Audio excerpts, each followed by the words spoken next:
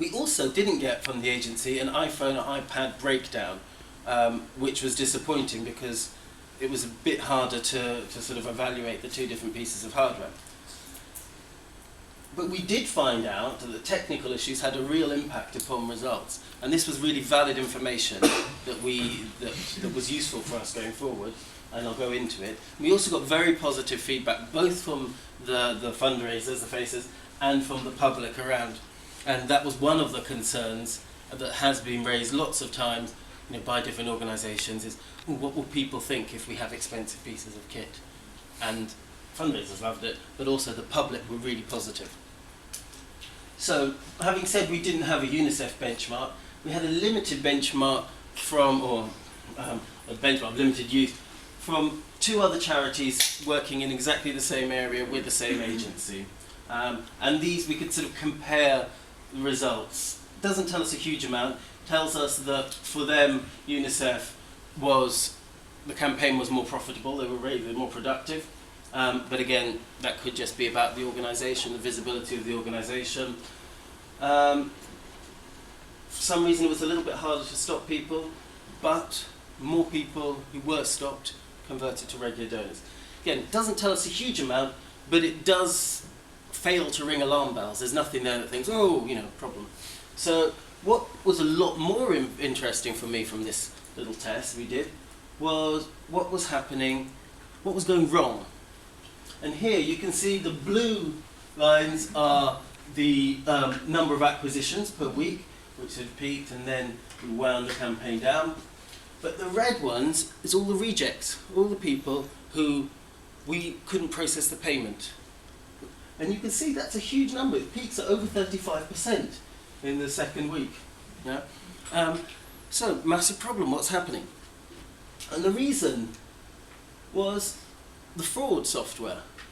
So we were using an online platform, and online platforms essentially are designed for people to use at home or in the office, or hopefully at home, not too much in the office, when they go shopping online, and they do one transaction in one site, and then they might go to another site and do another transaction from their computer. But what we were doing from a single piece of kit was doing multiple transactions of cardholder present, and that was triggering off all the alarm bells for the anti-fraud software. And so their payments were being rejected. But fundraisers tend to be fairly practical. So what they worked out about here was that if you switch the iPad or iPhone to flight mode, and then you switch it back off flight mode again, it picks up a different IP address. So as far as the interweb is aware, it's a different unit. And there were a few other issues like that, the technical side, which they learned how to deal with. And over the course of the weeks, these are all the different reasons that the cards were declined. The main thing we can see there is that the declines went from really significant chunk down to an aggregated value as we were winding up and learning our lessons of below 10%. Now again, we didn't have a benchmark to measure this against, but we did know from the other clients that the charity was working with in the same area using paper forms that their failure rate was around 25%, roughly, people who didn't complete the first payment. So straight away we knew that we were onto something here, that this was a really positive indication.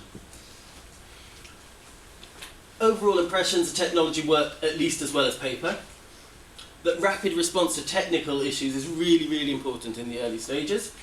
We got positive feedback from fundraisers and public, and although we haven't, for different fundraising strategy reasons, haven't rolled out face-to-face in the US, it is clear that when we do so, and we are going to pick it up again in the next few months, this is going to be the method of choice. And we might get a little bit more sophisticated, but that's the basic approach we're going to use. So this was interesting, but it will be, yeah. Just a quick question, I guess. Going back a little bit, one of the advantages of using an app is also that you're not dependent on connectivity. Yes. How did you experience any issues with that? Well, we were in Seattle, so it's a pretty wired town. There was one day when the 3G network went down for quite a few hours. And the fundraisers panicked a little bit, and the team leaders made sure they had a paper backup, because because it was a test and we didn't know how it was going to work. We did have the capacity to paper backup. We didn't send them out to the streets with it generally, because if you've got a fundraiser who's been using the same method for a long time, we didn't want them to default to it too easily. But yeah. Is there any way that you can capture the signature as well? Yes. Yes, there is, and that's we weren't doing it there, but this is what the next test, which I'm going to show you, moved on and became a little bit more sophisticated.